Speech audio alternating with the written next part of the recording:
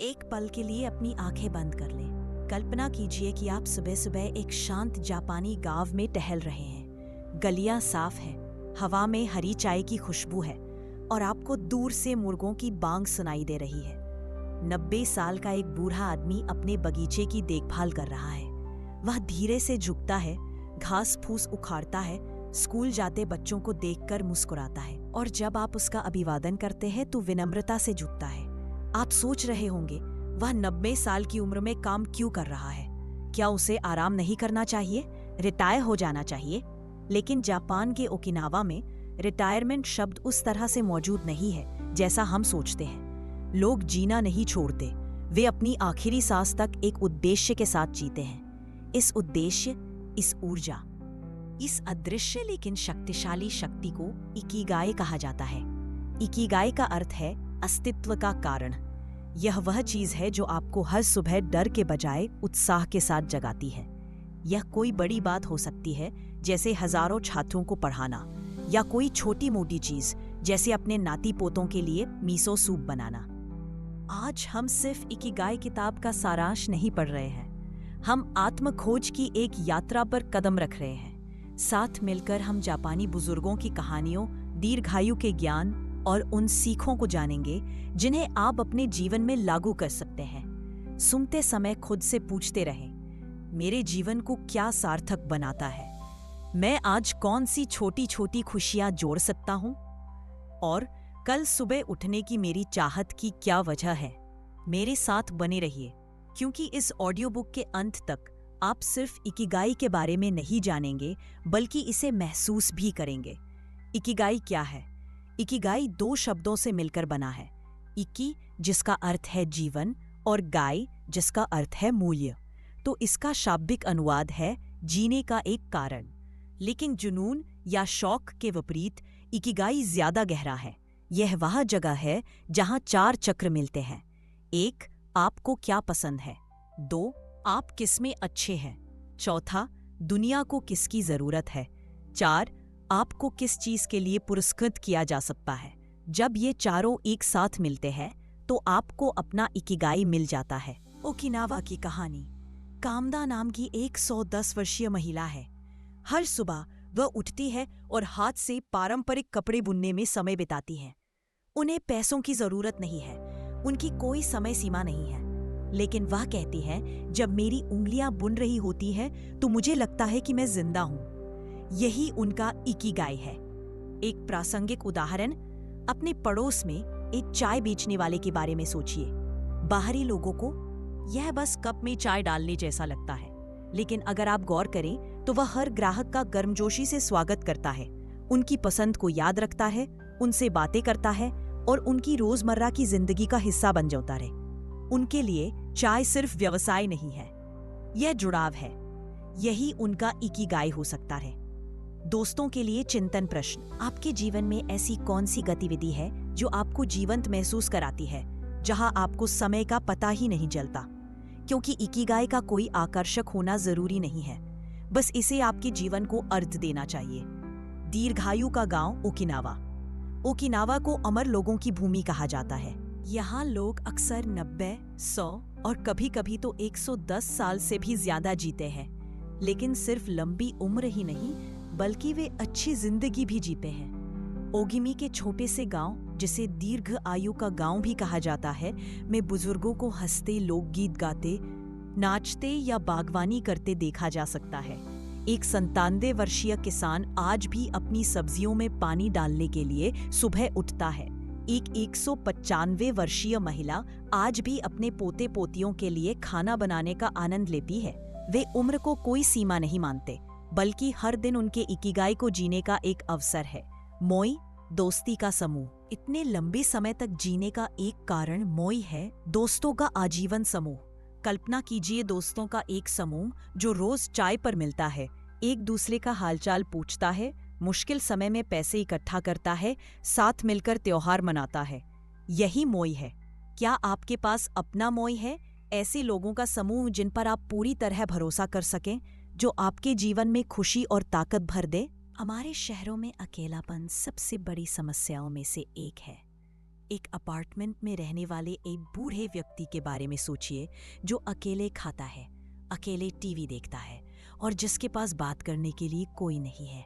उसका स्वास्थ्य भोजन या व्यायाम की वजह से नहीं, बल्कि अकेलेपन की वजह से बिगड़ सकता है। इसकी तुलना ओकिनावा से करें, जहां लोग रोजाना एक साथ हंसते हैं, और आप समझ जाएंगे कि समुदाय दवा क्यों है। सीख, अपना मोआई खोजें।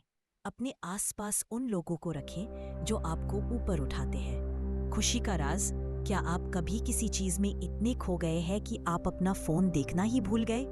इसे प्रवाह कहते हैं। इकिगाई अक्सर प्रवाह की इन्हीं अवस्थाओं में रहता है। शिगे तोकुदा को ही लीजिए, एक जापानी व्यक्ति जो 60 के दशक के अंत में अभिनेता बन गया। जब ज्यादातर लोग सेवानिवृत्त हो रहे थे, तब वह कुछ नया शुरू कर रहा था। उसने एक बार कहा था, जब मैं अभिनय करता हूं तो समय भूल जाता हूं। यह मुझे जीने की ऊर्जा देता है।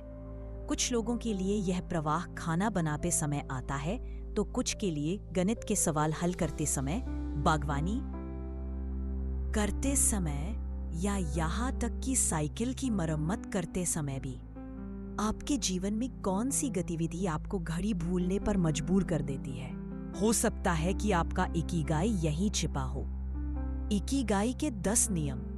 नियम 1, सक्रिय रहे, कभी रिटायर ना हो। ओकिनावा में रिटायरमेंट शब्द का अर्थ उस तरह से नहीं है जैसा हम समझते हैं। लोग सिर्फ एक निश्चित उम्र पार कर जाने पर काम करना बंद नहीं कर देते, बल्कि वे वही करते रहते हैं जो उन्हें पसंद है। एक 96 वर्षीय मछुआरा हर सुबह सूर्योदय से पहले उठता है, अपनी नाव लेता है और ताजी मछलियां लेकर लौटता है।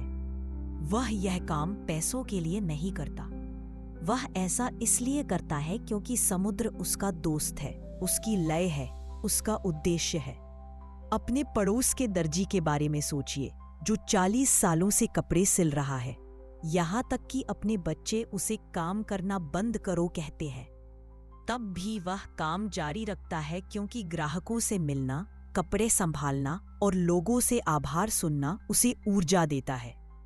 80 या 90 साल की उम्र में भी आप खुद को क्या करते हुए देख सकते हैं? नियम 2, धीरे धीरे करें। जापान में जल्दबाजी को आत्मा के लिए हानिकारक माना जाता है।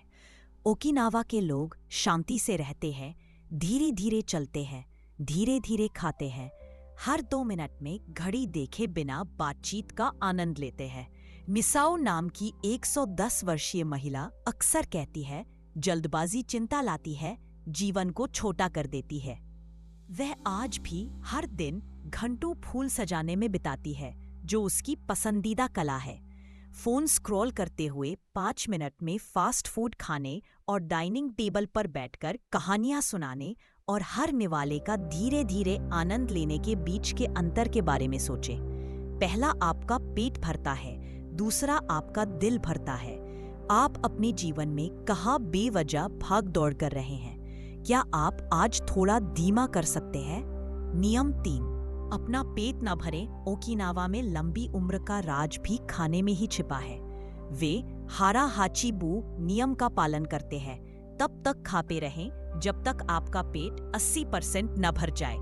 ओगिमी गांव में भोजन में सब्जियां, टोफू, समुद्री शैवाल और ग्रीन टी भरपूर मात्रा में होती है।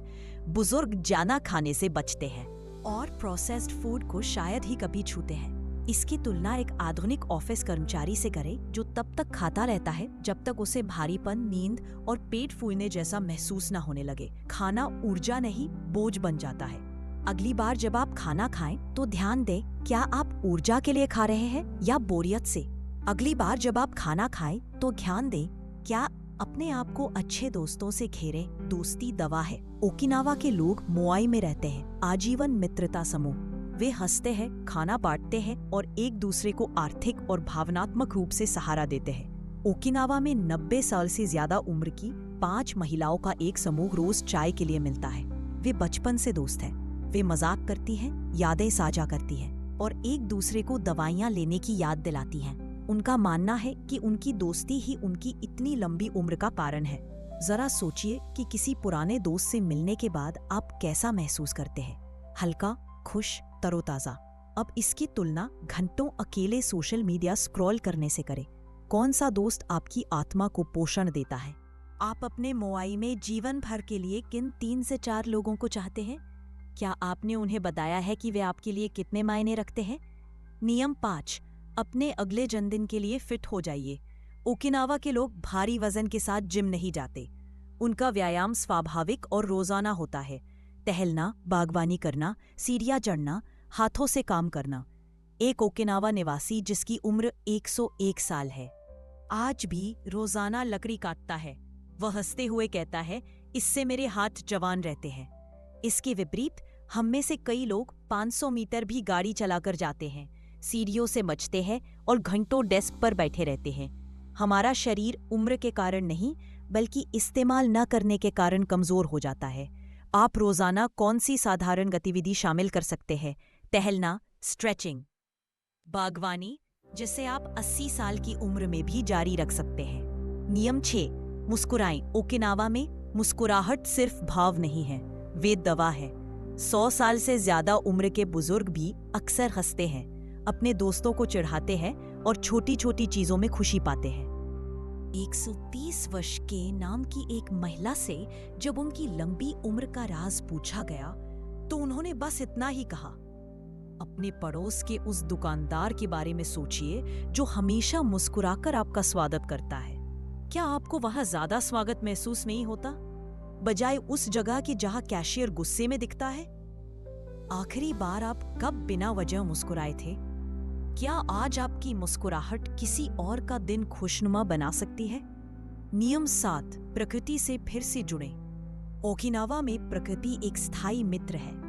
लोग बगीचों में, समुद्र के किनारे या बस बाहर टहलते हुए समय बिताते हैं, भले ही वे घर के छोटे से बगीचे में ही क्यों ना हो।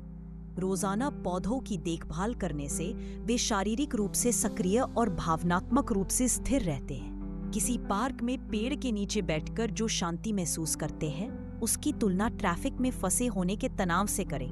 प्रकृति स्वास्थ्य प्रदान करती है। आखिरी बार आपने कब मिट्टी को छुआ था, फूलों की खुशबू ली थी या घास पर नंगे पैर चले थे? क्या आप इसे अपनी आदत बना सकते हैं? नियम 8, धन्यवाद दे। कृतज्ञता जापानी संस्कृति का मूल है। वे भोजन से पहले पूर्वजों, प्रकृति और यहाँ तक कि वस्तुओं के प्रति भी धन्यवाद देते हैं। जी हाँ, वस्तुओं के प्रति। किसी टूटे हुए औजार को फेंकने से पहले भी धन्यवाद दिया जाता है। जापान के बौद्ध मंदिरों में भिक्षु झाड़ू लगाने के बाद झाड़ू का भी धन्यवाद करते हैं, उसकी उपयोगिता को समझते हुए। यह रवैया हर चीज के प्रति सम्मान पैदा करता है, चाहे वह बड़ी हो या छोटी। आपकी सुबह कितनी अलग होगी अगर आप जल्दबाजी करने के बजाय रुककर कहें, इस दिन, इस सांस, इस जीवन के लिए धन्यवाद। आप अभी जीवन को किन 3 चीजों के लिए धन्यवाद दे सकते हैं? नियम 9, वर्तमान में जियो। हम में से कई लोग अतीत के पछतावे या भविष्य के डर में जीते हैं। हालांकि ओकिनावा के लोग वर्तमान में जीने का अभ्यास करते हैं, भोजन, बातचीत और यहाँ तक कि कामों का भी आनंद लेते हैं, जैसे कि वे पवित्र हों। एक 92 वर्षीय ओकिनावा के माली से भविष्य की उसकी योजनाओं के बारे में पूछा गया। उसने मुस्कुराते हुए कहा, कल मैं अपने फूलों को पानी दूंगा, बस इतना ही काफी है। एक ऐसे माता पिता के बारे में सोचिए जो अपने बच्चे के साथ खेलते हुए अपने फोन में खोया हुआ है।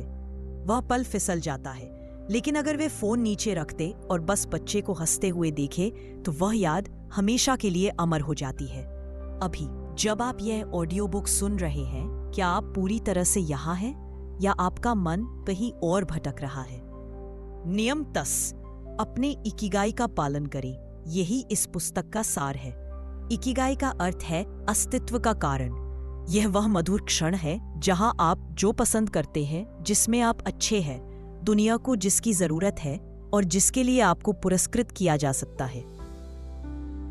सब एक साथ आते हैं। टोक्यो के 95 वर्षीय सुशी मास्टर जीरो ओनो के बारे में सोचिए।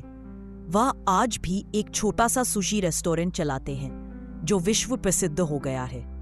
जीरो हर सुबह सुशी बनाने के उत्साह के साथ उठते हैं। यही उनका इकिगाई है, न शोहरत न पैसा, बल्कि अपने हुनर को निखारने की खुशी।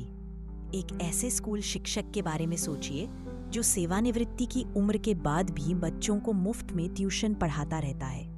उनका इकिगाई वेतन नहीं बल्कि युवा दिमाग को आकार देना है। एक पिता जो काम के बाद पड़ोस के बच्चों की साइकिल ठीक करता है, वह इससे कमाई नहीं करता, लेकिन बच्चों के चेहरों पर खुशी उसे ऊर्जा देती है।